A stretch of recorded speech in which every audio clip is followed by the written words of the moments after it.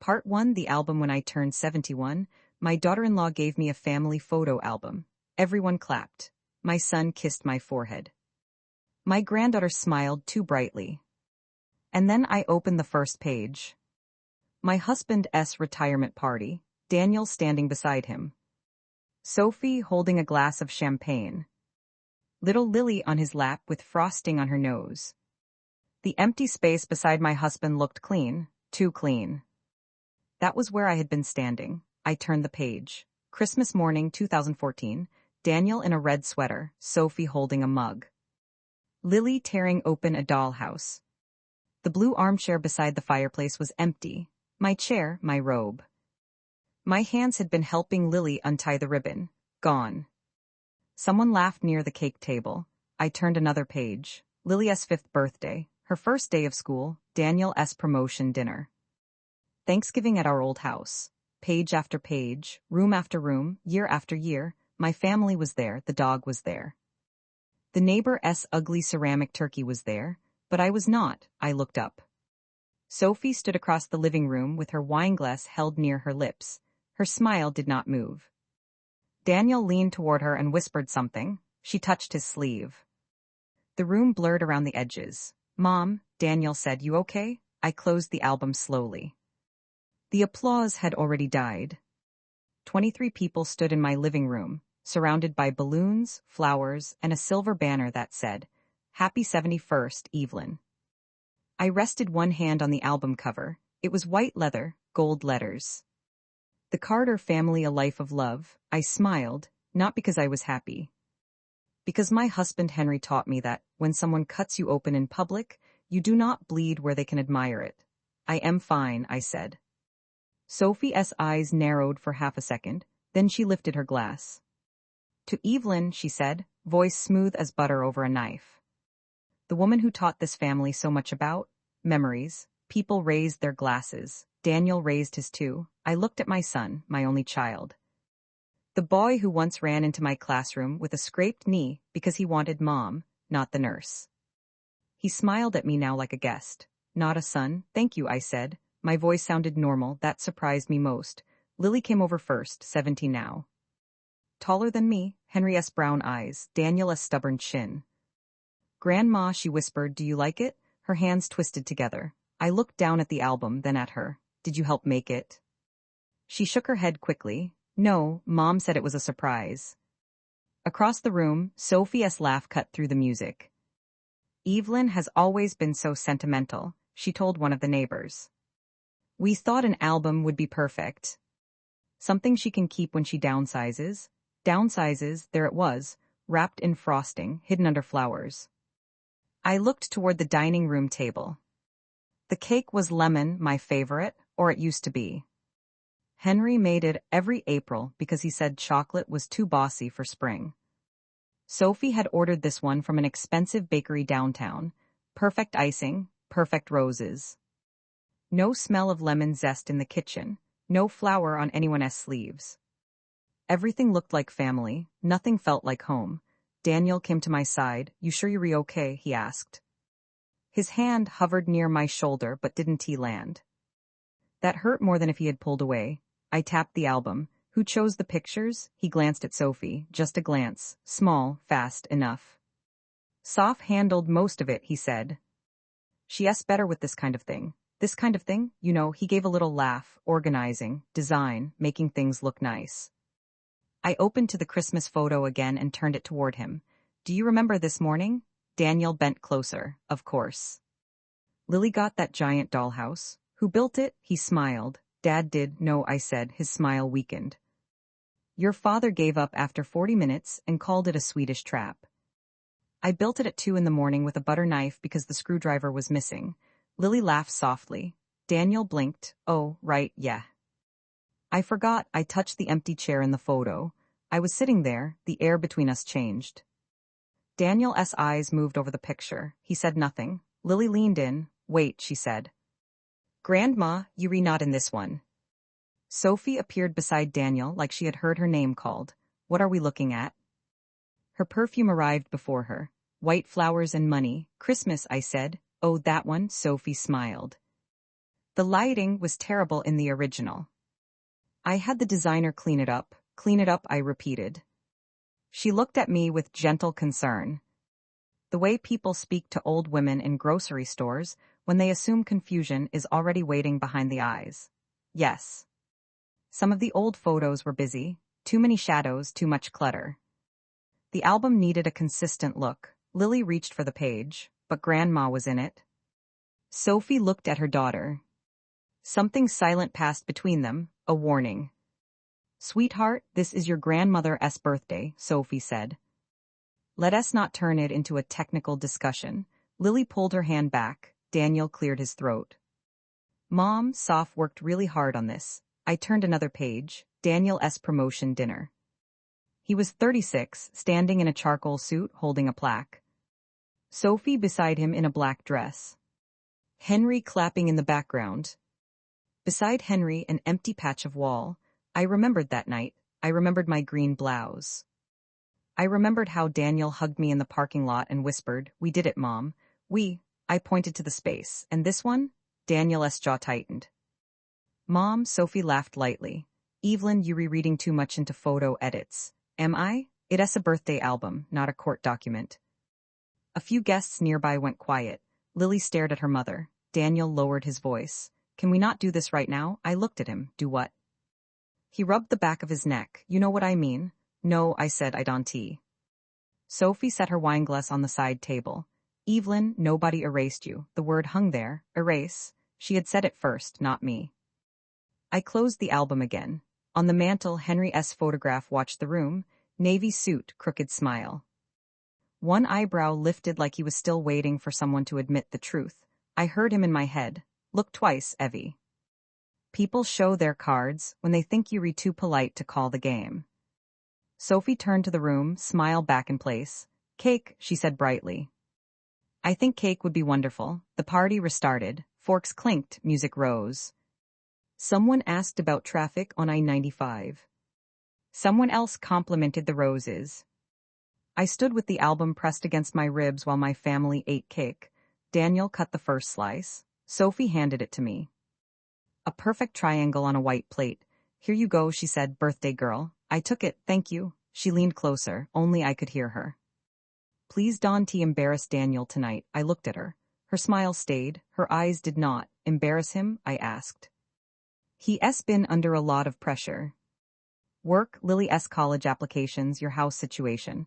My house situation? The maintenance, the stairs, the yard. She sighed softly, as if my home was a sick animal that needed putting down. We all know this transition has been hard for you. This transition. Evelyn, her voice dipped. At some point, memories become boxes, and boxes become burdens. I glanced at the album. Is that why you removed me from them? For the first time all night, Sophie stopped pretending. Just for one breath, then she smiled again. Honestly, she said, nobody noticed. The fork slipped from my plate and hit the hardwood. A tiny sound, sharp, final. Daniel turned. You okay, Mom? I kept my eyes on Sophie. Yes, I said. I just dropped something. Sophie bent down, picked up the fork and handed it back to me handle first. Like a favor, like mercy. There, she said. Lily was watching from beside the piano. Her face had gone pale. I set the cake down untouched. I need some air. Daniel stepped forward. I'll come with you. Sophie touched his wrist, let her breathe, and he stopped. That was the moment, not the album, not the missing photos, not even Sophie's whisper. My son stopped because his wife touched his wrist. I walked through the hallway past coats, purses, gift bags, and framed pictures on the wall. The real ones, old ones, before Sophie redecorated. Before the beige walls and curated shelves. Before clean lines and less clutter, there I was in those photos. Holding Daniel on a beach in Maine. Standing with Henry in front of our first house. Kneeling beside Lily's stroller with spit up on my cardigan. I touched one frame, dust lined the top edge. Sophie must have missed it. Outside, the April air was cool. The porch light flickered once, then steadied. Across the street, Mr. Hanley's dog barked at nothing. I sat on the top step. For 3 minutes, I did not cry. I watched my own hands instead, blue veins. A small burn scar from Thanksgiving, 1998. A thin white line on my thumb from cutting apples for Daniel S. lunch boxes. These hands had packed school bags, signed permission slips, changed sheets at midnight, held Henry S. hand while the machines slowed. And tonight, in a white leather album called A Life of Love, those hands had been edited out. The front door opened behind me. I expected Daniel. It was Lily. She stepped out barefoot, holding the album against her chest. "Grandma," she whispered. I turned. Her eyes were wet. "Did you know?" I asked. She shook her head hard. No, the answer came too fast. True answers often do. She sat beside me and opened the album on her knees. "I thought maybe it was just a few," she said. She turned pages quickly. Too quickly, her breathing changed. "Grandma, I know, no." Her fingers stopped on one photo. Look. It was Henry S.'s 70th birthday.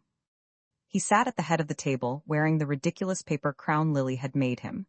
Daniel stood behind him, Sophie near the window. Lily beside the cake. My place at Henry S.'s right side was empty. But that was not what Lily was pointing at. She touched the background, the mirror over the buffet. In the reflection, faint but clear, was the original room. And in that reflection I was still there, standing beside Henry, hand on his shoulder, smiling. Lily looked up at me. She didn't erase you from the mirror. From inside the house, Sophie called out, "Lily, honey." Lily snapped the album shut, her fingers trembled. "I need to check something," she whispered. "What?" She stood. "Mom said she used a designer." The front door opened wider. Sophie stood in the doorway, framed by warm light and party noise. "There you are," she said. "Everyone's wondering where you went." Her eyes moved to the album in Lily's hands, then to me, then back to Lily. "Give that to me, sweetheart." Grandma's tired. Lily hugged it tighter. It's her gift. Sophie's face remained calm, but her voice changed. "Lily," I stood slowly. Every bone in my body seemed to announce itself. "She can carry it," I said. Sophie looked at me with that soft public smile. Of course. Daniel appeared behind her. "Mom, people are leaving. Come say goodbye." I looked past him into the house. Guests putting on coats, neighbors waving, candles burning low, my birthday ending. My family waiting for me to behave. I walked inside. One by one people hugged me. Beautiful party, lovely album, such a thoughtful gift. Sophie accepted each compliment like a queen receiving tribute. Daniel kissed my cheek. "We'll talk tomorrow, okay?" "Will we?" He paused. "Mom, please." I looked at his face. He was tired, not cruel. That made it worse. Cruelty has edges, weakness leaks everywhere. Lily slipped the album into my tote bag by the door. Quietly, deliberately, Sophie saw, I saw Sophie see. Nobody said anything. When the last car pulled away, the house fell into a silence too neat to be peaceful. Sophie began collecting glasses. Daniel loosened his tie. Lily stood near the stairs, phone in hand. "I am going to bed," she said. Sophie smiled. "Leave your phone downstairs tonight." Lily froze. "Why?" "You've been on it all evening. It's my phone. It's my house." Daniel looked up. "Soft, it's fine," Lily said. She placed the phone on the console table, then looked at me. Not long, just enough. A message without words. I picked up my coat. Daniel frowned. "You leaving?" "Mom, it's late." "I've driven in the dark before. You had wine, I had water." He looked embarrassed because he knew that was true. Sophie folded a napkin. "You upset?" I buttoned my coat. "No, Evelyn." I lifted my tote bag. The album was heavy inside it. "I am awake." No one answered. I drove home with the radio off. At every red light, I saw the album on the passenger seat. White leather, gold letters. A clean version of our family. When I reached my house, the porch was dark. The maple tree Henry planted leaned over the driveway, branches bare against the sky. Inside, everything smelled faintly of cedar and old books. My real life, not curated, not edited. I set the album on the kitchen table. I made tea and forgot to drink it. Then I walked to the hall closet and pulled down the blue storage bin from the top shelf. Henry's handwriting was still on the label. "Photos do not let Evelyn organize or we will never see her again." I laughed once. It broke halfway through. Inside were envelopes, stacks of prints. Old memory cards, CD, a small silver flash drive taped to an index card.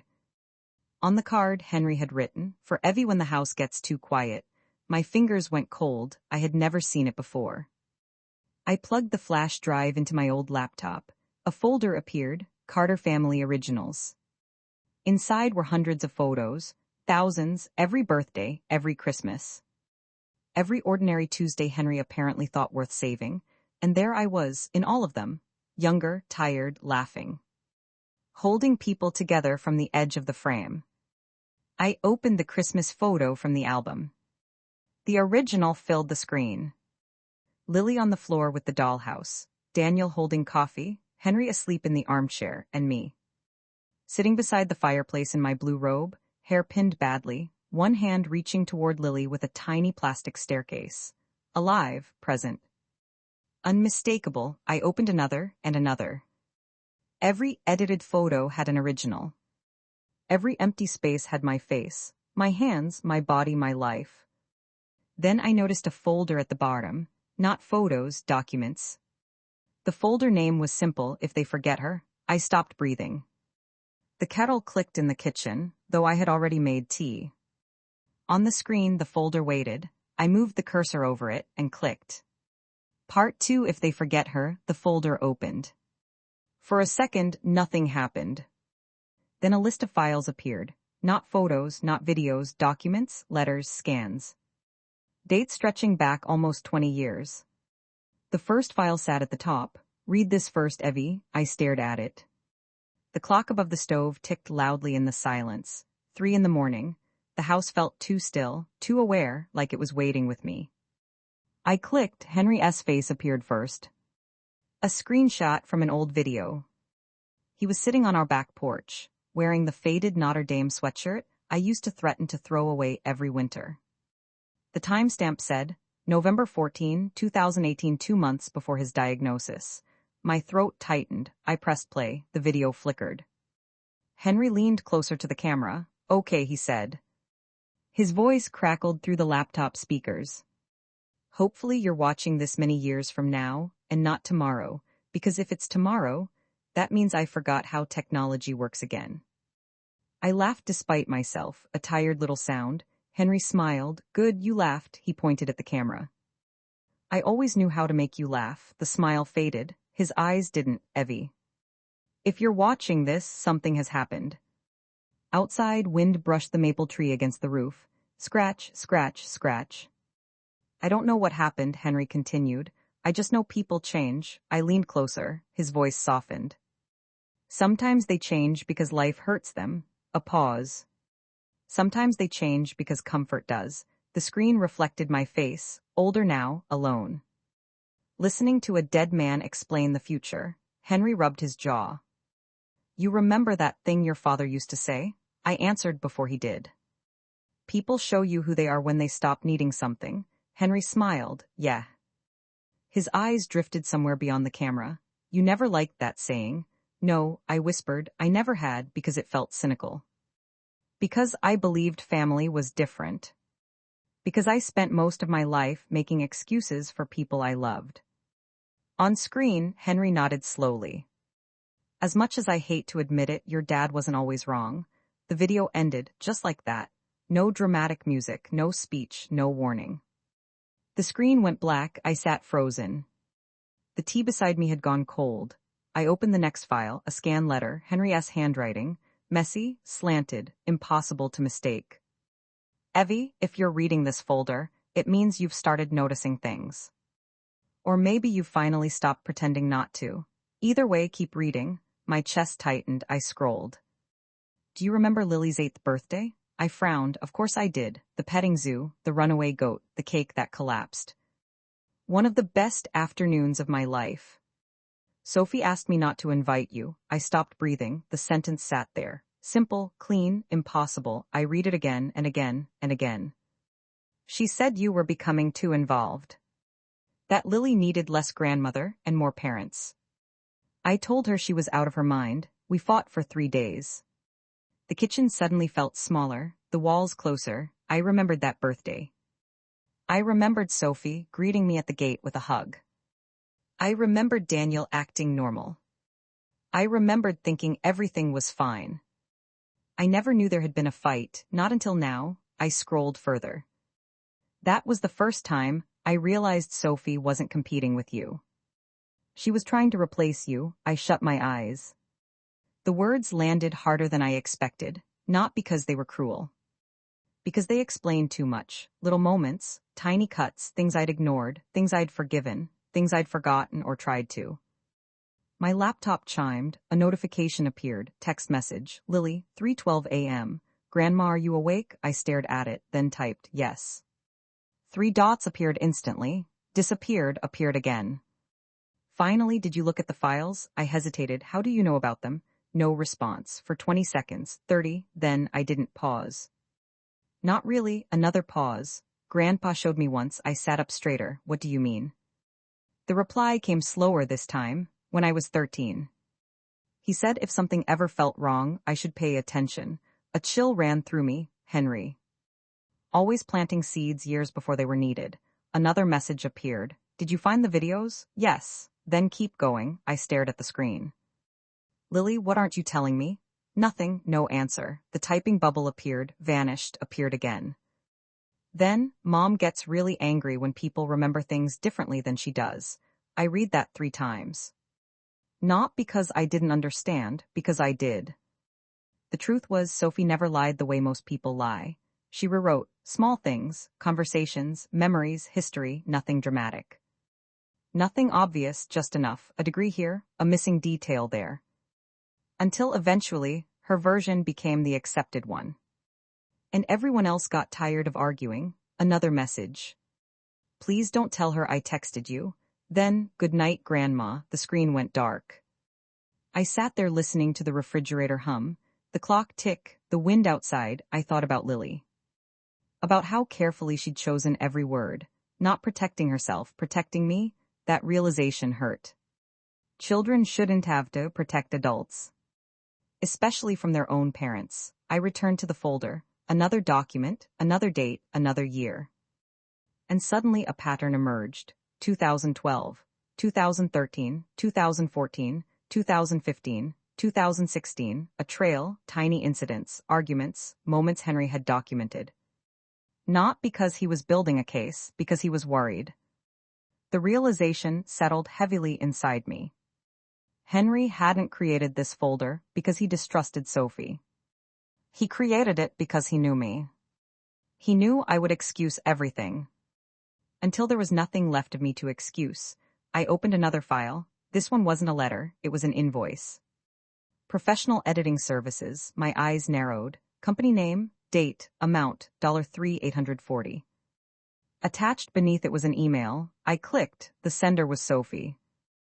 The recipient was a design studio in Raleigh. The subject line, Family Archive Restoration Project. I read, then stopped, then read again. The room suddenly felt colder. Hello, attached are the first 200 images. Please remove one individual from all final versions. Maintain natural backgrounds. Maintain consistency across years. The goal is for the edits to appear seamless. I understand the workload and approve the additional charges. Thank you, Sophie Carter. I stared at the words. Remove one individual, not blur, not crop, not improve, remove like mold from drywall. Like scratches from a photograph, like evidence. My hands trembled, not with anger, with disbelief. Because this wasn't impulsive, this wasn't emotional, this wasn't one bad day. Someone had spent thousands of dollars, hundreds of hours, to erase me from my own family history. I leaned back in my chair, the ceiling blurred. Henry's words returned. She isn't competing with you. She's trying to replace you. For the first time, I wondered something I hadn't allowed myself to ask. Not why Sophie did it, why Daniel let it happen. The thought landed heavily. I pushed it away, then it came back, stronger. Because those photographs weren't hidden. He'd seen them, he'd approved them. He'd stood in my living room while everyone applauded, and he said nothing. The silence around that fact felt enormous. A sound broke it. My phone, incoming call, Daniel, 4:07 a.m. I stared at the screen. My son never called at 4 in the morning. Never. The phone vibrated again and again and again. Finally I answered, Daniel, heavy breathing. Not panic, exhaustion. Mom, something was wrong, immediately wrong. Daniel, a long pause. Then did Lily come home with you? I sat upright. No, silence. The kind that makes your stomach drop before your mind catches up. Daniel, his voice cracked. She isn't here. The kitchen seemed to tilt. What do you mean she's not there? We thought she was asleep. His breathing became uneven. Sophie checked her room. Another pause. She's gone. My hand tightened around the phone. Since when? We don't know. A door slammed somewhere on his end. Then Sophie, faint, panicked. For the first time in years, did you call her? No answer, her friends. We're trying, police. Another silence, too long. Then Daniel said something that chilled me more than anything I'd found in Henry's folder. Mom? His voice dropped. She took the album. I looked toward the kitchen table. The space where the white leather album had been sitting all night. Empty. My pulse stopped because somehow, without me noticing, the album was gone. Part 3, the girl who took the album was gone. For 3 seconds, I just stared at the empty spot on the kitchen table. The white ring from my teacup was still there. The laptop was still there. Henry's folder was still open, but the album was gone. A cold feeling slid down my spine, not fear, recognition. The kind that comes when a puzzle piece finally clicks into place. Mom. Daniel's voice crackled through the phone. Are you there? I swallowed. Yes. Do you have it? No. Silence. Then, are you sure? I looked around the kitchen, as if the album might suddenly appear under a chair. Daniel, my voice sharpened. I live alone. Another pause, a longer one. I could hear movement on his end, doors opening, closing, Sophie speaking rapidly. Then Daniel lowered his voice. Mom, Lily left her phone. That caught my attention.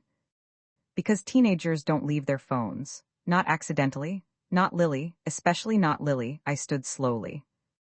The floor creaked beneath my feet. Did she leave anything else? No. What about a note? No, a beat. Then, Sophie thinks she came here. I almost laughed, not because it was funny.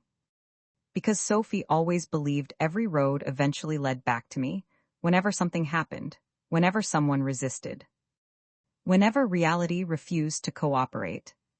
Somehow I became the explanation. I haven't seen her. Mom, if she contacts you, the front door rattled. Hard, once, twice, 3 times, I froze. Daniel heard it. What was that? Another bang. Someone pounding on the door, not politely, desperately. I have to go. Mom, I ended the call. The knocking continued, fast, urgent. I crossed the living room. Every light in the house suddenly felt too bright, the hallway too long, the sound too loud. When I reached the door, I looked through the glass panel. Lily stood on my porch, hair disheveled, breathing hard, holding the album. I unlocked the door immediately. She practically stumbled inside. Grandma. She looked over her shoulder, toward the street, toward the darkness. Then shut the door behind her. Hard, I stared. Lily. She hugged the album tighter. I know. What happened? I know. Her voice cracked. I know what she did. The room went silent. For a moment, neither of us moved. Then she placed the album on the dining room table. Not gently, not carefully, like it disgusted her. I noticed something new. Several pages stuck out unevenly, bent, disturbed. She had been looking through it, not casually, aggressively, searching. I pulled out a chair. Sit. She remained standing, her hands trembled. Not from fear, from anger. At 17, anger is easier to carry than heartbreak. Grandpa was right. The words landed heavily. My stomach tightened. What do you mean? She laughed once, short, bitter, nothing like Henry's laugh. He knew. I said nothing. Because I had just spent the last hour discovering exactly how much Henry knew. Lily paced the kitchen. One lap, then another. Finally she stopped. Do you know what Mom told me? I waited. When I was little she used to say memories are unreliable. She crossed her arms. I believed her. A pause. Now I think she just didn't like memories she couldn't control. The statement felt too old for 17, too practiced. As if she'd been carrying it for years, I opened the album, slowly.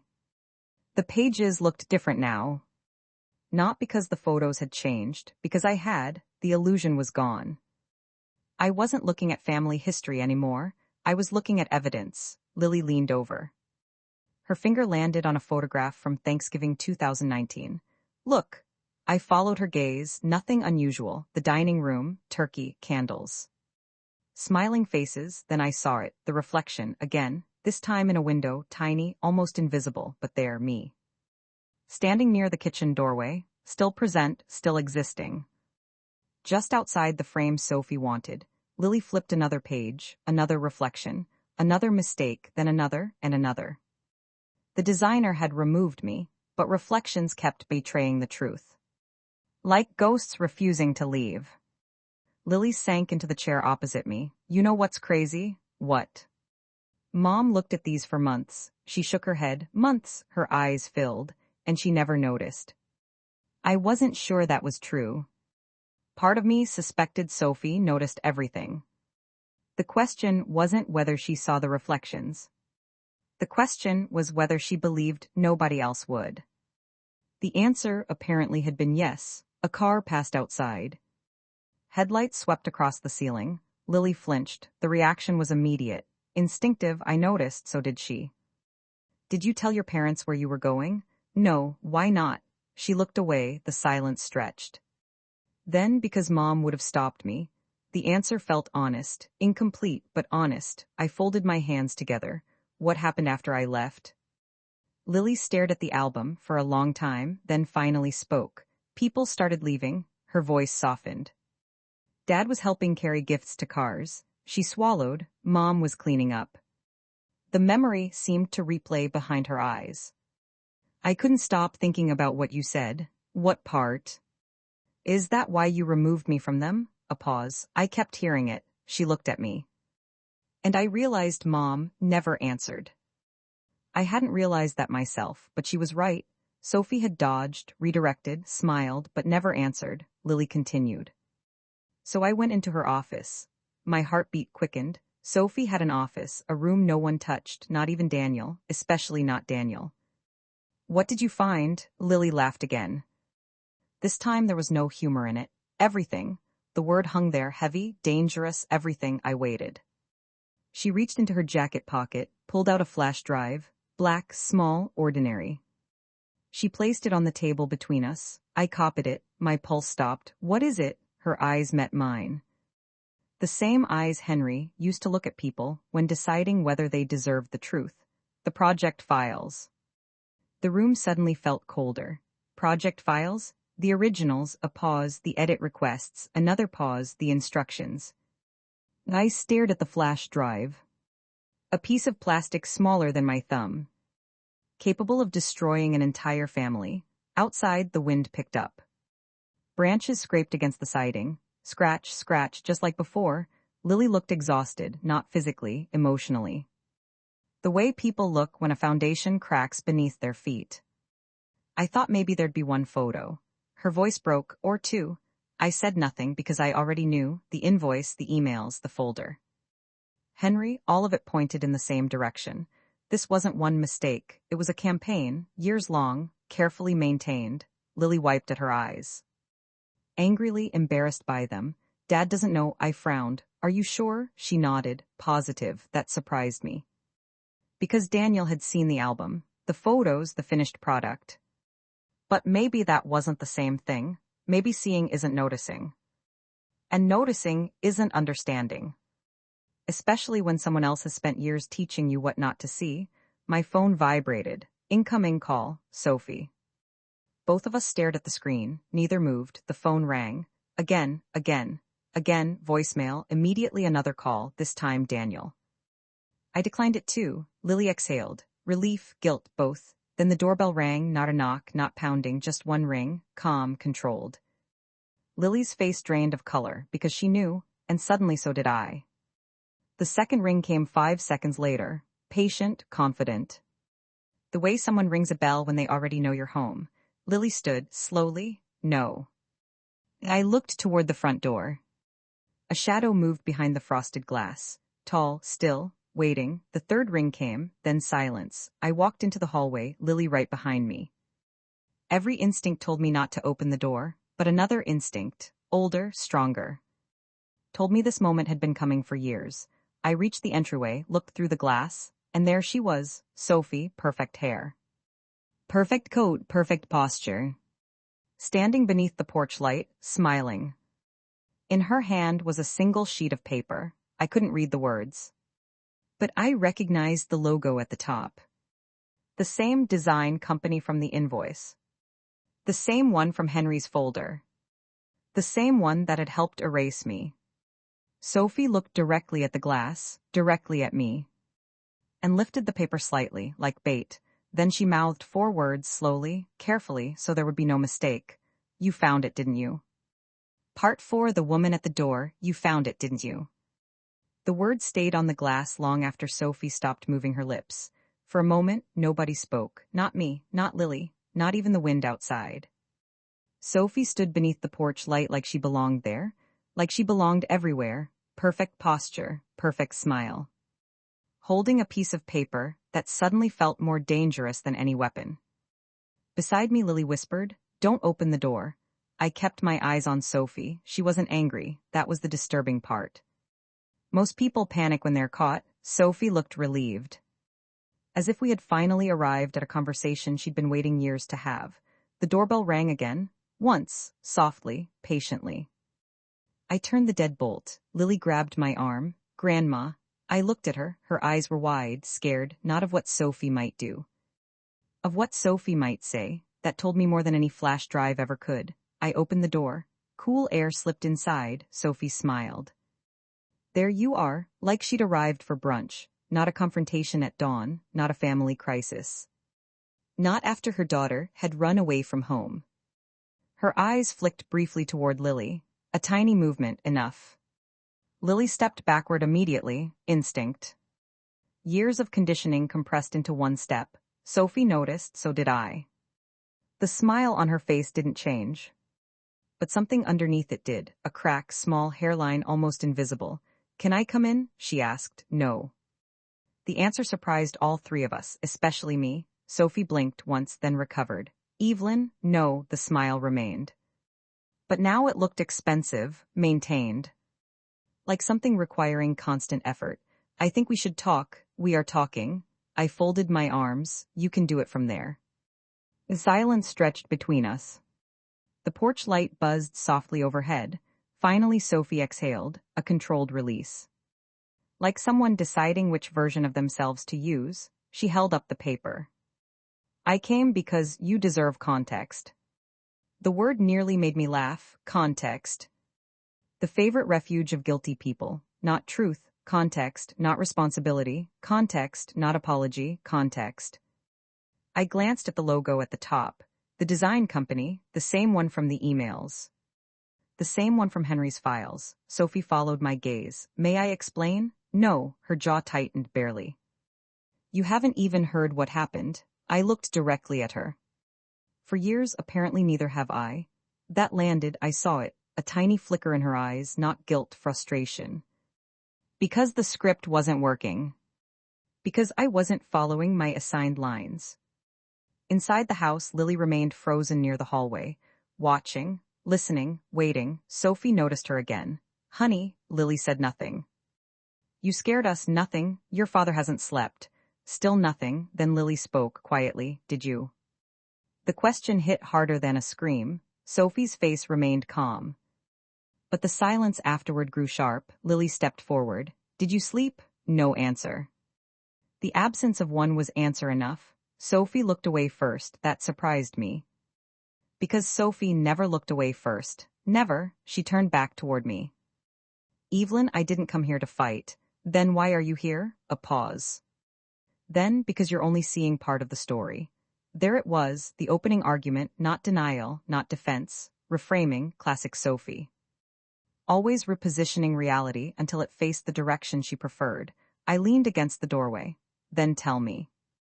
For the first time all morning, uncertainty crossed her face. Tiny, brief, but real. Because now she actually had to do it. No audience, no wine glasses, no party guests, no Daniel, just me, Lily, and the truth. Or something close to it. Sophie lowered the paper. "When I married Daniel," she stopped, restarted. "When I married into this family, I was 23. I said nothing, so was your son." A car passed at the end of the street. Neither of us looked. Do you remember our first Christmas? Of course I did. She'd burned the sweet potatoes, cried in the bathroom. Henry spent 20 minutes convincing her she hadn't ruined dinner. I remembered everything. Sophie nodded slowly, as usual. The words sounded harmless, but they weren't. I heard it immediately, the edge beneath them, as usual. Like remembering was somehow unfair. Like memory itself favored me. I was terrified. Her voice softened. I didn't know how any of this worked. She gestured vaguely. The traditions, the stories, the inside jokes, another pause. You all shared decades together. I remained silent because something felt wrong, not factually, emotionally. Like watching someone build a bridge toward a destination they already chose. Sophie continued. Every room had your fingerprints on it. Lily frowned. What does that even mean? Sophie ignored her. I couldn't make a meal without hearing how Evelyn made it. There it was. The first honest thing she'd said. Not because it justified anything. Because resentment finally sounded like resentment. Not concern, not context, not misunderstanding. Resentment, raw, human, ugly, real. Sophie looked at me. I spent years feeling like a guest. The morning light shifted, casting new shadows across the porch. For the first time she looked tired, not defeated, tired. Like someone carrying something heavy for too long. You think this is about photographs? She shook her head. It isn't. I answered before I could stop myself. Then why do I keep disappearing from them? The question landed between us. Neither moved, neither looked away. Sophie stared at me for several seconds. Then said, because you were already everywhere else. The silence afterward was enormous. Even Lily looked stunned. I felt something cold move through me, not because it made sense. Because somewhere in a damaged and twisted way it did. Not the action, the feeling. I remembered holidays, birthdays, school plays, graduations. How often people asked me questions. How often they turned toward me. How naturally families develop centers of gravity. And how painful it can be when you're not one. Sophie stepped closer, not enough to enter, just enough. I never wanted your life. Her voice cracked unexpectedly. I wanted my own. The crack disappeared immediately, but I heard it. Lily heard it too. For the first time, the villain in my story sounded like a person. Dangerous. Because people are harder to hate. The flash drive sat on the kitchen table behind me. The emails, the invoices, the instructions, those were real too. Both things could be true. Someone can feel invisible and still do something unforgivable.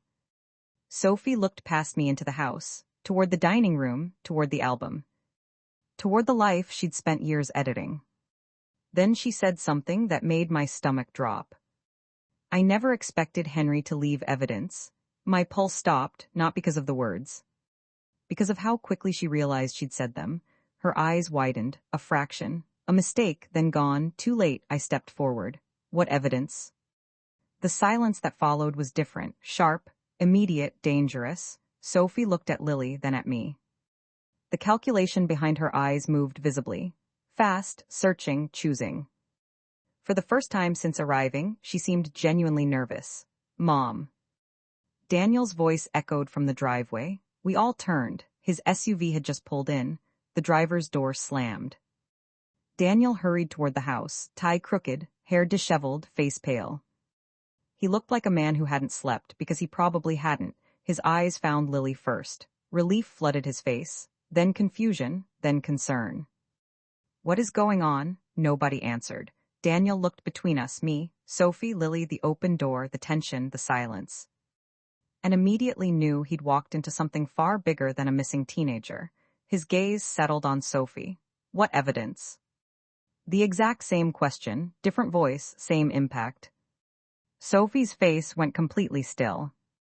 The kind of stillness that appears right before something breaks. Daniel frowned. Soft, no answer. Evidence of what? Lily took a step forward. I heard her inhale, a decision, a dangerous one, then she spoke. Dad. Her voice trembled, not from fear, from certainty, the worst kind. Dad, Mom paid people to erase Grandma from our family photos. The world stopped. No birds, no wind, no traffic. Nothing. Daniel stared at her. Waiting for the punchline, the correction, the explanation, it never came. Instead, Lily pointed toward the dining room table, toward the flash drive, toward the proof. And Daniel slowly turned his head, following her finger, following the truth. And then he saw the black flash drive.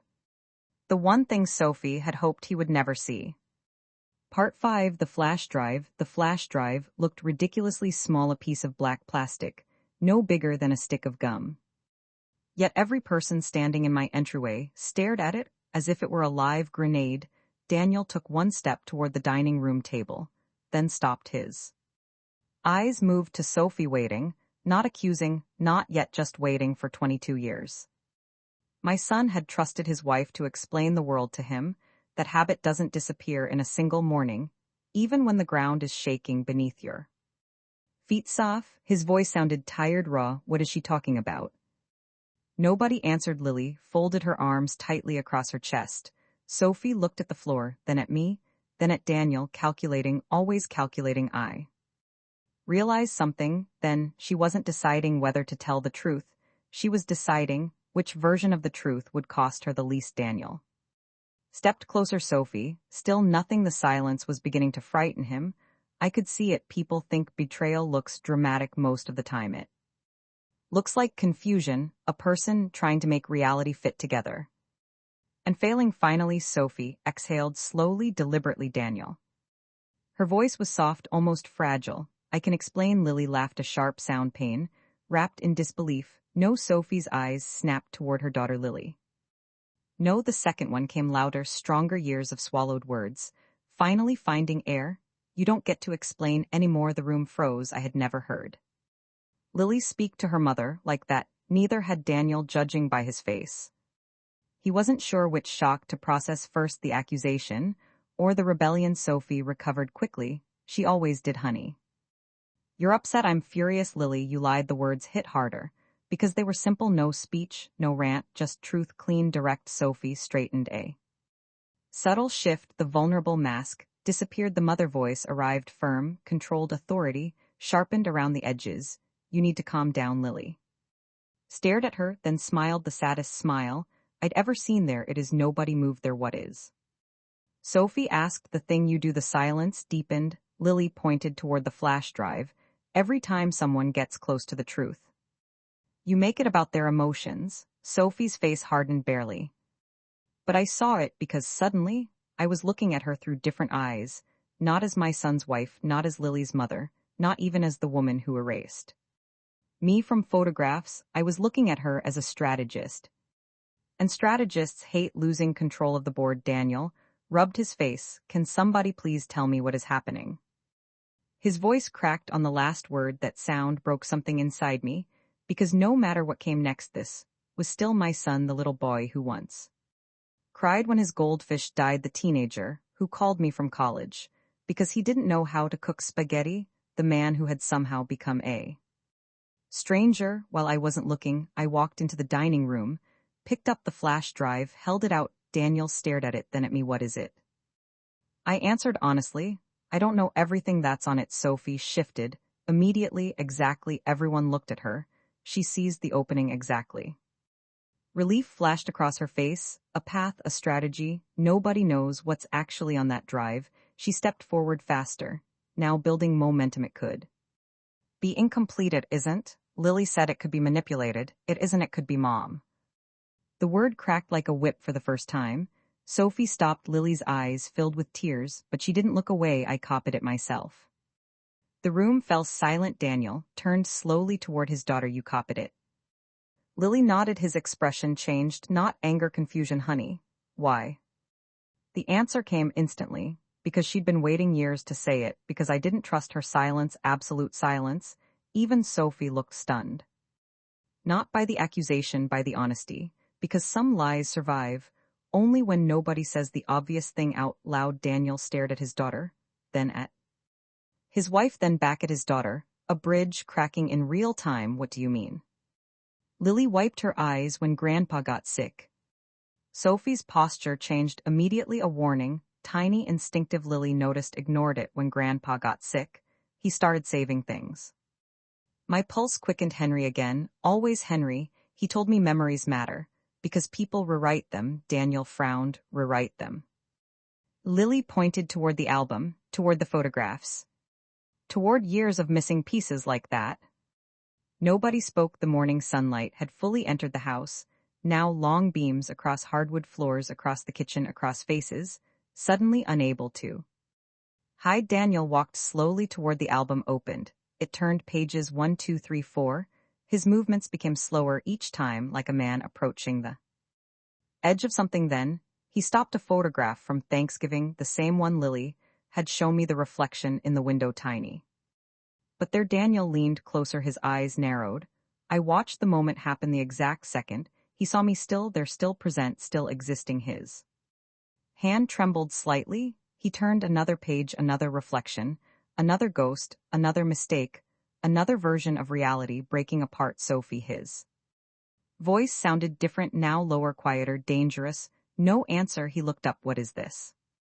Sophie crossed her arms, defensive. Now, the first genuine defense of the morning. They are photographs. No. Daniel's eyes remained fixed on her. What is this? The question wasn't about pictures anymore. It was about years, about trust, about marriage, about all the invisible things people build their lives upon. Sophie looked away. That was answer enough. Daniel laughed once, not because anything was funny, because the alternative was worse. Then he sat down heavily in one of the kitchen chairs. The sound echoed through the room. Nobody moved. For almost a minute. Finally, he spoke without looking up. How many? Sophie's face tightened. Daniel, how many? Silence. His voice rose. How many? Lily answered. Over 400. The number landed like a car crash. Daniel's head snapped upward. What? Lily pointed toward the flash drive, the project files. A pause. The invoices. Another pause. The instructions. Daniel looked at Sophie. Actually looked, maybe. For the first time in years, not through love, not through habit, not through loyalty, just looked. And whatever he saw frightened him, because he suddenly looked afraid, not of Sophie, of himself, of what he had missed, of what he had allowed. Then he asked the question I'd been waiting for all morning. Why? Simple, one word, the hardest word. Sophie stared at him for a moment. I thought she might finally answer honestly. No excuses, no context, no strategy, just truth. Instead, she looked at me, not Daniel, me, and said something that chilled the room, because she never leaves. The words hung there, ugly, raw, honest. Daniel blinked. Lily stared. I felt my stomach tighten. Sophie laughed, softly, broken, now not polished, not controlled, broken. Every holiday, she looked at me. Every birthday, another laugh. Every story. She shook her head. Every room. Nobody interrupted, not because we agreed, because we were finally hearing the real thing underneath 20 years of performance. Sophie looked exhausted. I couldn't breathe. The confession escaped before she could stop it. Then she realized what she'd revealed too late. The room went still. Daniel stared at her as if he'd never met her. And maybe he hadn't, not completely, not until now. Then his gaze shifted past Sophie, past me, toward the laptop still open, on the kitchen counter, toward Henry's folder, toward a file that neither he nor Sophie had seen, yet the one labeled If They Forget Her. Daniel stood, walked slowly toward the screen, and before anyone could stop him, he clicked it open. What appeared next drained every bit of color from Sophie's face. Part 6. What Henry actually SAW. The video ended. Nobody spoke. The kitchen felt smaller somehow, as if every file Henry left behind had taken up physical space. Daniel stared at the laptop. Lily stood beside me. Sophie remained near the doorway, silent, still watching on the screen. Another document waited. Not a video, not a recording, just a letter written by Henry. Daniel opened it. The first sentence appeared. I never believed photographs were the problem. Photographs were only proof. Nobody moved. Daniel continued reading.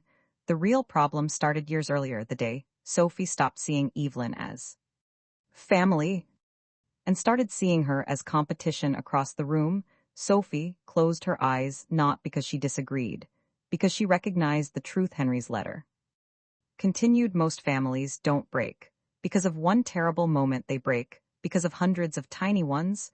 The comments. Nobody challenges the Resentment, nobody names the silence, everyone mistakes. For peace, Daniel lowered the paper slightly, his face tightened, because every word felt familiar, not dramatic, not shocking, familiar. That was the danger. Henry continued, I began noticing something around 2017, whenever Evelyn entered a room. Sophie left it emotionally, not physically, emotionally. Silence, family stories, would become corrections, compliments, would become comparisons, ordinary. Moments became competitions. Lily looked at her mother for the first time. Not angry, sad, because she had seen it too, she just never knew what she was seeing. The letter ended with one final paragraph. If you are reading this, stop asking when the photographs were edited, start asking why someone wanted them edited. That's where the truth lives. The room remained quiet because suddenly the story wasn't about pictures anymore, it was about belonging and who felt they had it. Part 7, the thing nobody talked about. Daniel sat heavily in a chair. The flash drive rested between us, evidence, proof, years, compressed into a piece of plastic, but nobody looked at it anymore. Everyone was looking at Sophie. For the first time all morning, she didn't seem angry or defensive, just exhausted. Daniel finally broke the silence. When did it start? Sophie didn't answer immediately. The hesitation told its own story honestly. She laughed bitterly. I don't know. Nobody spoke. She looked down at her hands. When Lily was born, maybe. A pause, or before. Daniel frowned. What are you talking about? Sophie looked at him. Years of frustration sat behind her eyes. You never noticed. The words weren't cruel, they were tired. When Lily took her first steps, she swallowed. The first person you called was your mom. Daniel blinked, confused. So. She laughed again, broken this time. That's exactly it. The room went silent. Sophie shook her head. I know how ridiculous this sounds. A pause. But every important moment somehow became a reminder that I wasn't first. Daniel stared, trying to understand. Trying to reconcile the woman he'd married with the woman standing in front of him. Sophie continued, when people complimented Thanksgiving dinner. She looked at me. They talked about how Evelyn used to do it. Another pause. When I hosted Christmas. Same thing. When I decorated. Same thing. When I parented. Same thing. The room remained still. Because for the first time, nobody was arguing, everyone was listening, not because she was right, because she was finally honest. Tears filled her eyes. I spent 20 years feeling like a substitute. Nobody answered because loneliness sounds different when it finally tells the truth. Then Daniel asked the question that mattered. If you felt that way. A pause. Why didn't you tell us? Sophie's face crumpled, not dramatically, quietly, because she didn't have an answer, not a good one, not anymore. And somewhere in that silence, Lily began to cry.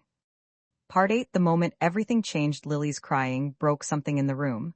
Not tension, distance. For hours we had been talking about files, photos, evidence. Now suddenly there was a 17-year-old girl crying because her family no longer made sense. Daniel moved first, instinctively, toward his daughter, the way fathers do. Lily hugged him immediately. As if she'd been waiting years, Sophie watched. And something shifted across her face. Regret, pure regret. Not because she'd been caught. Because she was seeing the cost, the real cost, not photographs, people. Daniel looked at her over Lily's shoulder. I would have listened. The words were soft, almost gentle. That made them devastating. I would have listened if you'd told me. Sophie's tears finally fell. I know, silence, I know. The second time sounded worse, because now she believed it. Nobody spoke. Then I noticed something on the laptop. A folder, one we hadn't opened yet, older than the others, 2017. The year Henry kept mentioning. The year everything seemed to change. Daniel followed my gaze, so did Sophie. And the moment she saw the folder, all the color left her face. Not because it contained photographs. Not because it contained edited files. Because it contained something much worse, a memory. One she hoped nobody would ever revisit. The folder title was simple. September 2017. Daniel slowly moved the cursor toward it. Nobody tried to stop him, except Sophie. She whispered one word. The smallest word she'd spoken all day. Please. Daniel looked at her, then at the folder, then clicked. And the first document opened. Part 9, What Happened in 2017. Nobody spoke. The silence, after Daniel read Henry's final sentence, felt different from every silence before it. This one had direction, a target, a year 2017. Not a feeling, not a suspicion, not an interpretation, a specific year, a specific event, something real, something Henry never forgot. And judging by Sophie's face, something she never expected to see again. I looked at her. For the first time since she arrived. She wasn't managing the room, she wasn't controlling the narrative, she wasn't even pretending. She looked terrified, not guilty. Terrified. There is a difference. Guilt fears consequences, terror fears exposure. Daniel saw it too. What happened in 2017? His voice sounded hollow. Sophie didn't answer. What happened?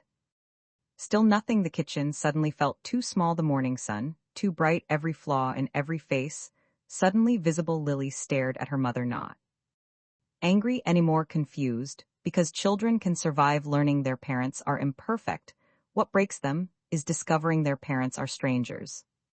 Soft. Daniel stepped forward. What happened? She looked toward the window, toward the driveway, toward escape. There wasn't any. Finally she spoke, barely. I don't know.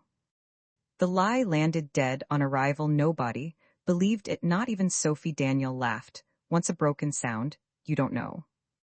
Silence. I watched my son's face, carefully. Something fundamental was changing, not all at once, slowly, like ice cracking across a frozen lake. Trust doesn't collapse in a moment, it dies in stages.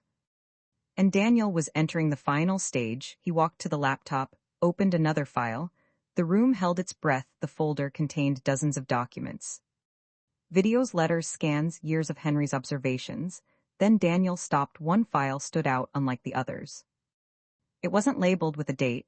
It had a name, just 3 words, the hospital visit. Nobody moved. Sophie's eyes closed just for a second. That was enough. Daniel saw it. I saw it. Lily saw it. And suddenly, we all knew this was it, the thing, the reason, the fracture beneath everything else. Daniel clicked. A PDF opened. At the top was a photograph. A waiting room, white walls, blue chairs, a date stamp, September 2017. My stomach tightened immediately. I remembered that month Henry had undergone testing. Nothing serious, just a scare, at least that's what I believed. Daniel scrolled beneath the photo. Was a typed note, Henry's note, simple, precise. The way he always wrote. September 14, 2017. Today, I learned something I cannot unknow. I wish I had been wrong. Daniel continued. The room remained silent. Sophie came to the hospital. She thought Evelyn was asleep. She thought I was downstairs getting coffee. She was wrong. My pulse quickened across the kitchen. Sophie looked like she might be sick. Daniel kept reading. I overheard a conversation. One I was never meant to hear. The air changed. Even the house seemed to notice. Lily stepped closer, unconsciously, like a child approaching a campfire. Knowing it might burn, unable to stay away, Daniel scrolled. The next paragraph was shorter, only one sentence. One devastating sentence. I heard Sophie tell the doctor not to discuss Evelyn's condition in front of Daniel. Silence, absolute silence. I frowned. That didn't make sense. Not yet, not enough. Daniel looked confused. Too. Only Sophie understood. I could see it, because she suddenly looked 20 years older. Daniel continued reading. At first, I believed she was protecting him. Then she explained why. My pulse hammered. The room seemed to shrink. Henry's next words appeared on the screen. She said, Daniel worried too much about his mother. She said, if he knew the truth, he might postpone his promotion opportunity in Charlotte. She said that would be a waste. The kitchen went still. Lily blinked once, twice, trying to understand. Daniel, wasn't he already did? Because he remembered Charlotte, the promotion, the opportunity he'd turned down, not because of me, because he wanted stability, because family mattered, because that was who he was. Henry's note continued. The doctor informed her it wasn't her decision. Sophie became angry, very angry. I looked at Sophie. She wouldn't meet my eyes, wouldn't meet anyone's eyes. The mask was gone now, all of them, every version she'd built over 20 years gone. Daniel read on. She said something then that I will never forget. Nobody breathed, not one person. She said, eventually, Daniel is going to have to choose which life he wants. The sentence hung their heavy, ugly human not because it was cruel, because it revealed a mindset, a competition nobody else knew existed me. Or her family or future love. Or ambition, a choice Daniel never realized. He was being asked to make Henry's note. Continued the doctor asked what she meant. Sophie laughed, then she said, as long as Evelyn is around, Daniel will never belong to himself. The room shattered, not loudly, quietly, the worst kind. I saw Daniel physically recoil, as if he'd been struck. Lily covered her mouth, tears instantly filling her eyes, and Sophie finally looked up straight at me. For the first time that morning, no defenses, no explanations, no strategy, just regret, raw, unfiltered. Years too late. Daniel stared at the screen, then at Sophie, then back again. The movement repeated several times, like his brain refused to accept the evidence, because accepting it meant reinterpreting. 20 years of marriage, 20 years of conversations, compromises, decisions, all through a different lens. Finally, he spoke. What did you think she was doing to me? His voice was calm, too calm, dangerously calm. Sophie swallowed. Nothing came out. What did you think she was doing? Still nothing. Daniel took another step toward her, not aggressive, heartbroken, the worst kind. My mother loved me. The words cracked, not with anger, with grief. My whole life. Silence. She never asked me to choose. Another pause. Did she? Nobody answered, because nobody needed to. The answer was obvious. Daniel looked at me. For a second, he seemed 7 years old again, searching for reassurance, searching for home, searching for something familiar in a room full of strangers. Then his gaze returned to Sophie. And suddenly, I understood. The photographs weren't the beginning, they were the final symptom. The disease had started years earlier with comparisons. Fear, competition, resentment. The editing came later, long after the emotional damage was already done. Henry had known that. That's why he'd never focused on the photos. He focused on the pattern. Daniel looked exhausted, the kind of exhaustion that comes from carrying a truth you didn't know existed then.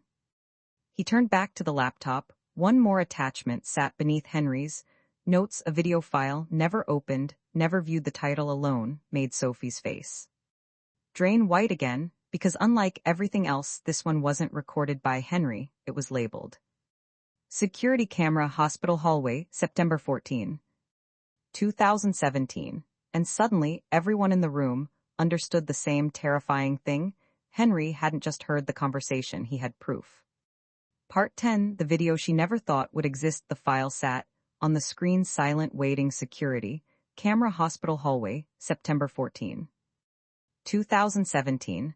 No one moved, no one spoke. The title alone had changed the room, because documents can be argued with, letters can be questioned, memories can be challenged. Video is different. Video doesn't care who wins the argument. Daniel stared at the screen, his jaw tightened, not with anger, with dread. The kind that comes when you already know what you're about to see and desperately hope you're wrong. Beside me, Lily whispered, Dad. He didn't answer. His hand hovered above the trackpad, frozen across the kitchen. Sophie looked smaller than I'd ever seen her, not physically, emotionally. The confidence, the control, the certainty gone. All that remained was a woman. Watching consequences approach in slow motion, Daniel clicked the video, opened black and white footage. Hospital hallway, wide angle, a timestamp in the corner. September 14, 2017, 11:43 a.m. The image was grainy, not cinematic, not dramatic, real, which somehow made it worse. The hallway appeared empty. For several seconds, nothing happened, just nurses passing, visitors, walking, orderlies, pushing carts, ordinary life. Then Henry entered the frame, a younger Henry, healthier, standing near a vending machine at the far end of the corridor, holding 2 cups of coffee. The sight hit me harder than expected. I hadn't seen him move in years, not really, not outside old home videos. My chest tightened. Lily reached for my hand again. Without thinking, we both watched Henry glance toward the waiting area, then stopped. Someone had caught his attention. The camera angle wasn't great, but it was enough. Sophie appeared, younger, different hairstyle, same posture, same confidence. She stood speaking with a doctor. The doctor checked a tablet. Sophie crossed her arms. The video had no audio, only images, only body language, only truth stripped of explanation. The doctor said something Sophie responded immediately, animated, intense. The doctor frowned, then shook his head. Sophie stepped closer, speaking faster. Now the doctor folded his arms, not agreeing, defending. The conversation was clearly not going well. Daniel leaned forward, every muscle in his body tense. Then the camera caught something unmistakable. The doctor pointed toward my room. Sophie shook her head firmly. Immediately, again and again, the gesture repeated. No. The meaning was obvious even without sound. The doctor spoke. Sophie interrupted. The doctor spoke again. Longer. Sophie laughed, a short laugh, then said something that visibly changed the doctor's expression. The man actually stepped backward, surprised, possibly offended, even through a silent security camera. Even 8 years later, you could see it. The doctor looked toward Henry, not because he'd noticed him, because he needed a second to process whatever he'd just heard. Daniel's breathing changed. I heard it, everyone did, because suddenly the footage wasn't abstract anymore. It wasn't a theory, it wasn't a letter, it was real. The doctor eventually ended the conversation, a brief nod. Then he walked away, leaving Sophie alone. The camera followed, nothing, just hallway traffic, people passing. Then Henry stepped behind a corner, out of sight, watching, listening, recording the moment into memory. The video continued another 30 seconds, then ended. Silence, no dramatic reveal, no smoking gun, no confession, just behavior, raw and undeniable. The screen returned to black. Nobody moved. The kitchen seemed impossibly quiet. Finally, Daniel spoke. What did she say? No one answered, because the video couldn't tell us, not directly. The question lingered heavy. Then Lily pointed at the folder. There's a transcript. We all looked. She was right beneath the video sat another file, small, easy to miss. Daniel clicked it. A scanned document opened at the top. Conversation summary, recorded immediately after incident. Below it, Henry's handwriting. Daniel began reading aloud. I wrote this immediately after the conversation. While details remain fresh, the doctor confirmed my memory of the exchange. The room tightened. Everyone leaned closer. Sophie requested that Daniel not be informed about the potential diagnosis until after his Charlotte interview. The doctor explained that family members deserved accurate information. Sophie disagreed. Daniel's face hardened, not angry, hurt. The difference mattered. Henry's notes continued when challenged. Sophie stated, Daniel always chooses his mother. Nobody spoke. Because the sentence matched everything: the photographs, the resentment, the years, the pattern. Henry had seen it long before any of us. Daniel continued, reading, his voice lower, now more fragile. The doctor asked why that concerned her. Sophie replied, because someday I need him to choose his future. Silence. Lily looked at the floor. I looked at Sophie, and for the first time, I saw tears, real tears, not performance, not strategy, regret. The kind that arrives years after the damage. Daniel kept reading, then stopped, his eyes fixed on one paragraph. Frozen. Completely frozen. What? Lily asked. No answer. What? Daniel swallowed hard, then continued. When the doctor reminded Sophie that Evelyn's health should be the priority, Sophie became frustrated. She stated, if Evelyn disappears for a while, Daniel will finally learn to stand on his own. The words echoed through the room. Nobody breathed, nobody moved. The sentence sat there, ugly, permanent. Impossible to take back. I felt something unexpected, not anger, sadness. Because nobody says things like that. When they're healthy, nobody spends 20 years competing with a mother-in-law when they are at peace. Daniel slowly lowered the document, then looked at Sophie, straight at her. No confusion left, no denial, no uncertainty, just grief, the kind that comes from finally seeing something you never wanted to see. Is it true? His voice barely worked. Sophie wiped her face, one tear, then another. She nodded once. Tiny, almost invisible. But enough. The room changed. Truth. Does that not? Because it solves anything, because it removes hiding places. Daniel closed his eyes, then opened them. Why? A simple question, the hardest one. Sophie looked at him, and for the first time all morning, she answered without strategy, without spin, without defense. I was scared. Silence. I was 27, her voice trembled. I thought every important person in your life mattered more than me. No one interrupted, not because we agreed, because we listened. Sophie laughed bitterly. You called your mother when you got good news. A pause. You called your mother when you got bad news. Another. You called your mother when you didn't know what to do. Daniel looked devastated. Because she wasn't entirely wrong, Sophie looked down. I spent years feeling like I was auditioning for a role someone else already had. The room went quiet again. Complicated, painful, human. Then she whispered something that changed everything. I never meant for it to go this far. Daniel frowned. What does that mean? The moment the words left his mouth, Sophie's eyes widened. A mistake. She knew it immediately. So did I. So did Lily, because there it was. The phrase guilty people always regret. This far. Not, I didn't do it. Not, you're misunderstanding. Not, that's not true. This far. Daniel took a step toward her. What does that mean? Sophie looked away. Too late. Daniel repeated it, louder. What does that mean? Her breathing quickened. For the first time all day she looked trapped. Then her eyes drifted toward the laptop, toward Henry's folder, toward the files. Toward something none of us had opened yet, and suddenly I understood. There was more, much more. The photographs weren't the worst thing. The hospital wasn't the worst thing, not even close. Daniel saw it too. Because his face changed instantly. And before Sophie could stop him, he scrolled further down Henry's folder. To a section none of us had noticed before. A section labeled, "Do not show Evelyn until necessary." Beneath it sat a single unopened file. And the file name made Sophie's knees buckle. The Christmas Eve Recording 2019. Part 11, The Christmas EVE Recording, The Christmas EVE Recording, 2019. The file name sat on the screen, simple, ordinary, terrifying. Nobody moved. I watched.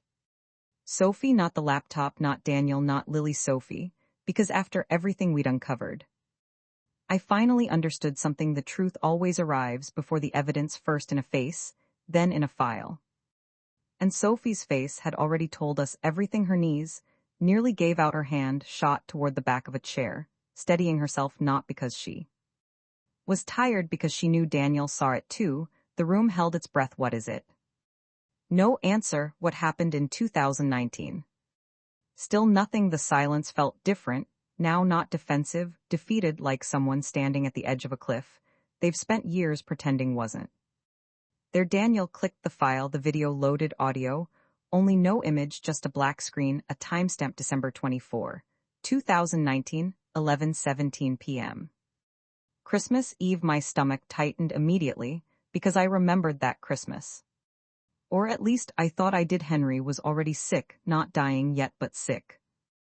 We'd all gathered at Daniel's house. Turkey, presents, laughter, family. At least that's how I remembered it. The audio crackled. Then voices appeared. Muffled at first, distant, like someone had accidentally left a phone recording in another room. A woman's voice, Sophie's voice, younger, sharper. Unfiltered. The entire kitchen froze. Then another voice, not mine, not Daniel's, a friend, Claire, one of Sophie's closest friends. The recording continued. Claire, are you seriously still doing this? Sophie, doing what? Claire. Competing with his mother. The air disappeared from the room. No one moved, no one blinked, because sometimes the most devastating evidence isn't dramatic.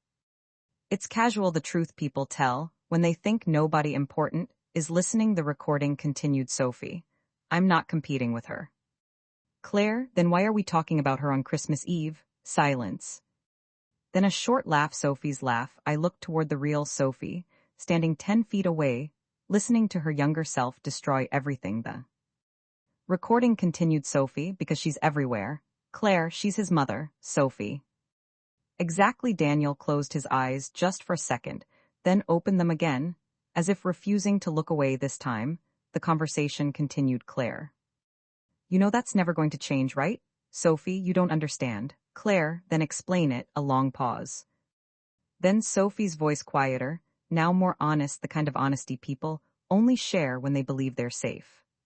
Sophie, when Daniel walks into a room and sees her, he becomes someone else. The words landed softly, which somehow made them worse, not because they were cruel, because they were vulnerable. The voice of a woman confessing something she'd hidden for years. Claire responded immediately. Claire.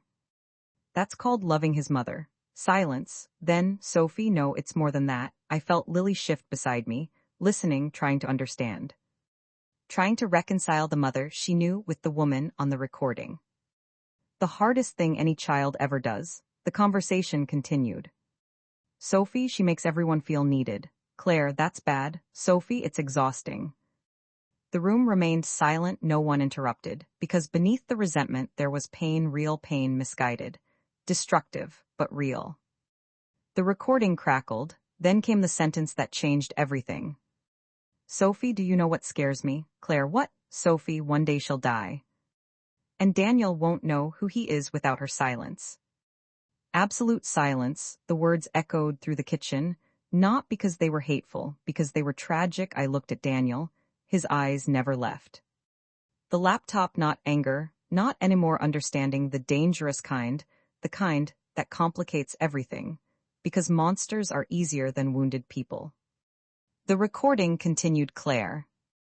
You need therapy. Even Lily laughed at that, a short, stunned laugh. The tension cracked for half a second, then vanished again. Sophie's recorded voice responded immediately. Sophie.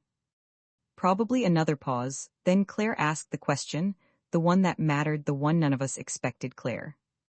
Have you ever actually talked to Evelyn about any of this? Silence. Long silence. The answer arrived softly, almost ashamed. Sophie. No. The room went still because there it was, 20 years of resentment, competition, fear, comparison, and never once a conversation. The recording continued. Claire. Then how is she supposed to know? Sophie, because she notices everything. Claire, apparently not this. That landed hard. I saw Sophie physically flinch, even now, years later. Because Claire had been right, I noticed recipes, birthdays, lost socks, broken hearts, the people I loved, but somehow. I never noticed the woman slowly drowning beside me. The realization hurt, not because I was guilty, because life is messy. And families leave blind spots. The recording continued.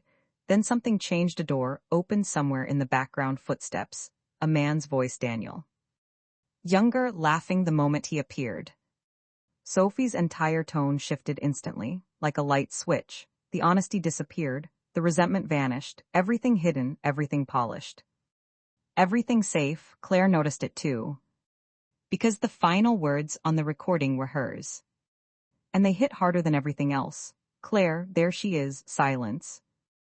Then, Claire, the version you want him to see. The recording ended. Black screen, nothing, no music, no conclusion, just truth. The kitchen remained silent. For a long time, nobody knew what to say. Because suddenly, the story wasn't simple anymore. Sophie had done terrible things, the photographs, the manipulation, the lies, all true, but beneath them was a lonely woman who spent 2 decades fighting a battle nobody else knew existed. Daniel finally spoke. His voice barely worked. Why didn't you tell me? Sophie's eyes filled again. This time she didn't look away, because I was ashamed. Silence. I knew it sounded crazy. Another pause. So I tried to fix the feeling instead. Her laugh broke halfway through. And then I forgot the feeling wasn't the problem anymore. The room remained still. Daniel lowered himself into a chair, exhausted, emotionally wrecked, not because he forgave her. Because he finally understood her. And understanding is often more painful than anger. Then Lily spoke. The first time she'd spoken in several minutes. Mom, Sophie looked up. What? Lily swallowed, tears filling her eyes. Did you ever stop? The question landed like a grenade. Because everyone understood what she meant. Not the photos, not the recordings, not 2017, not 2019. The resentment, the competition, the fear. Did it ever end? Sophie's face changed, immediately. And for the first time all morning, she looked terrified again. Not because of what we'd already discovered, because of what we hadn't. Her eyes drifted toward the laptop, toward Henry's folder. Toward one final section none of us had opened. A section I hadn't even noticed before, buried at the bottom. Hidden beneath every other file, the title was simple, only 4 words. And judging by Sophie's expression, it was the one thing she feared most. For Evelyn only, the room went silent. Because suddenly, we all understood the same thing. Henry hadn't left that file for Daniel, or Lily, or Sophie. He'd left it for me, and whatever was inside, even Sophie didn't know. Part 12. The things we choose to remember. For Evelyn, only the file sat at the bottom of the screen. Quiet, waiting. The entire room seemed to revolve around it. No one spoke, not Daniel, not Lily, not Sophie. For the first time all day, nobody tried to explain anything. Nobody tried to defend anything. The truth had exhausted all of us. I stared at the file name. My name, not Daniel's, not Sophie's, mine. Henry had left something for me, only me. Daniel slowly pushed the laptop toward me. His eyes were red, tired, different. In one morning, my son seemed to have aged 10 years. I think this one's yours. His voice barely rose above a whisper. I nodded. My hand trembled slightly as I moved the cursor. Then I clicked. A video opened. Henry appeared immediately, not in a hospital, not at a desk. Not making preparations. He was sitting on our back porch, summer sunlight behind him. A glass of iced tea beside his chair. The porch swing visible in the background. My favorite place in the world, or at least it had been. For a moment, I couldn't breathe. Because this wasn't dying Henry, this wasn't worried Henry, this was simply Henry, the man I'd loved. The man I'd built a life with. The man who somehow still knew exactly when I would need him. He smiled, the familiar crooked smile. The one that always arrived half a second before trouble. Hello, sweetheart. My eyes immediately filled, not because of the words. Because of how ordinary they were, after everything, after all the secrets, after all the pain. He started with hello. Henry leaned back. If you're watching this, a pause. Then I was right about one thing. His smile widened slightly. You finally stopped pretending everything was fine. A laugh escaped me despite myself. Small, broken, real. Henry nodded. Good. Then his expression softened, not sad, gentle. Evie. His eyes found the camera, found me across years, across grief, across everything. I know what you're feeling right now. I shook my head immediately. No, you don't, you can't. Nobody could, but Henry continued. I know you're hurt. A pause. I know you're angry. Another, and I know you're trying very hard not to be. That one landed because it was true, painfully true. My entire life, I'd spent trying not to become bitter. Trying not to become the kind of person who carried injuries forever. Sometimes I succeeded. Sometimes I didn't. Henry smiled knowingly. I always loved that about you. The smile faded. But it's also why I need to tell you something.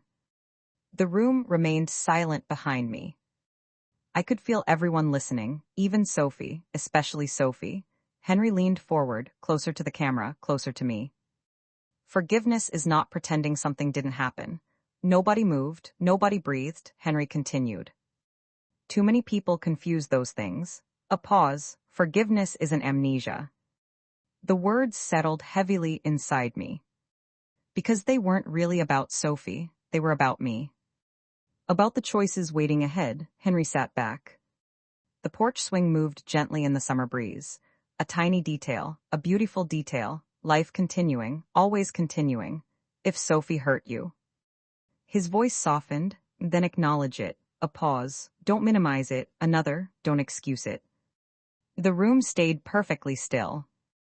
I could feel Sophie listening, really listening, perhaps for the first time. Henry looked toward the yard, then back at the camera. People don't heal from wounds they refuse to examine. Silence, then, but the word hung there, important, dangerous, necessary. But people also don't heal from wounds they worship. I closed my eyes. Because suddenly I understood, not just Sophie, myself, Daniel, all of us, the photographs, the resentment, the competition, the silence. Every person in this story had spent years protecting pain, feeding it, building around it.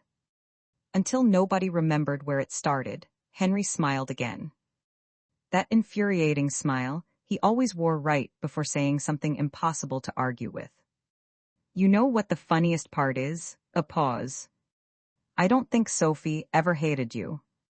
I heard someone inhale sharply behind me. Sophie. Without turning around, I knew it was her. Henry continued. I think she hated the version of herself she became around you. The room went completely silent. No movement, no sound, just truth, the kind nobody wants, the kind everyone needs. Henry looked directly into the camera. Fear changes people. A pause, so does insecurity. Another, so does loneliness. His eyes softened. But none of those things are stronger than choice. The sentence seemed to settle over every person in the room, especially Sophie. Because for years she'd blamed feelings, fear, comparison, competition. Now Henry was reminding all of us of something harder. Choices matter. Always. The video neared its end. I could feel it. The way you feel the last pages of a good book. The last minutes with someone you love. Henry glanced down briefly, then smiled, one final time. My beautiful Evelyn. Tears rolled freely down my face now. I didn't bother hiding them, not anymore. If this family is standing together while you're watching this, his smile widened. Then things are already better than they seem.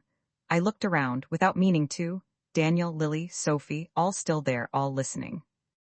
All broken in different ways, yet still there. Henry's voice grew softer, final. Don't spend the rest of your life deciding who was right. A pause, long, gentle. Spend it deciding what's worth saving. The video ended, black screen, nothing else, no final revelation, no secret inheritance, no dramatic twist. Just silence. For nearly a minute nobody spoke. Then Lily began crying, not loudly, quietly. The way children cry when they've been strong for too long. Daniel stood first. He walked toward her, wrapped his arms around her. She collapsed against him immediately. Months, years of confusion pouring out all at once. I watched them, father and daughter, holding onto each other, choosing each other. And for the first time that day, something inside me loosened. Not healed, not fixed. Loosened, that was enough. Then Sophie spoke. The smallest voice I'd ever heard from her. Evelyn. I turned. Her eyes were swollen, red, human, no masks left, no strategies, no performance. Just a woman standing in the ruins of choices she'd spent 20 years making. I'm sorry. Silence. I know that doesn't fix anything.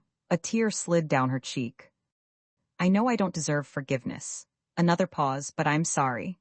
The room waited, nobody moved, nobody breathed. A younger version of me might have rushed to comfort her. Another version might have walked away. Instead I did something harder. I told the truth. You hurt me. She nodded immediately. I know. You took years from me. Another nod. Tears falling freely now. I know. You made me feel invisible. That one broke her completely. Because she understood exactly what that felt like. For years that had been her wound too. The terrible irony of it all. Two women feeling invisible. Hurting each other while trying to be seen. I looked at her for a long moment. Then I walked toward the dining table, picked up the album, the white leather one, the edited history, the false version everyone watched. I opened it, turned through the pages, one by one, the missing spaces, the erased years, the manufactured memories, then I closed it. And placed it beside the laptop, beside Henry's originals, the real photographs, the real story, the complete story, not perfect, complete. I looked at Sophie, then Daniel, then Lily. And finally at Henry's empty chair reflected in the dark laptop screen. No more editing. The words hung in the room, simple, final. No more photographs. A pause, no more memories. Another, no more truth. Daniel nodded first, then Lily, finally Sophie, crying openly now. Not because she had been caught. Because she was finished hiding. Outside, the afternoon sun filled the kitchen. Warm, bright, ordinary, life continuing. Just as Henry always said it would. And for the first time in a very long time. Nobody looked away from the whole picture.